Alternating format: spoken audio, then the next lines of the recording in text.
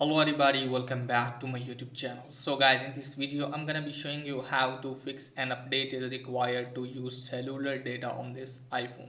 So guys, let's get started without wasting any time. So guys, it's pretty easy and basic to fix your issue. So first of all guys, what you have to do is just simply have to close this page.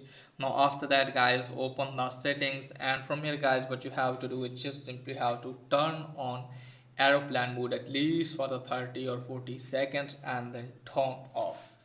Now after that guys, what you have to do is just simply have to scroll it down, then tap on mobile services. Now just simply have to turn off your mobile data and then turn it on again, then tap on mobile data options. And from here guys, make sure that if you have not turned on low data mode, then tap on voice and data and make sure that if this is turned on and you have selected 5G or LTE, then go back from here guys, again go back, and you can easily see here guys network selection, tap on that and just simply have to make sure that if you have turned this on and then go back.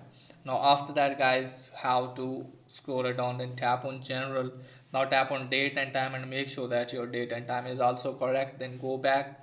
And from here guys, what you have to do is just simply have to tap on about and make sure that you don't have any carrier settings update. If you have, just simply have to update your carrier setting, then go back. And from here guys, what you have to do is just simply have to scroll it down, then tap on general, scroll it down all the way, tap on transfer or reset iPhone, tap on reset. Just simply have to reset your network setting. So let me tell you that after resetting your network setting, hopefully your problem will be fixed. And if the problem is there guys, then what you have to do guys, just simply have to close this page and just simply have to remove the same tray from your phone and clean the same tray, and then check if it's working or not. If it's still not working, just simply contact with your carrier operator and hopefully they will fix your issue.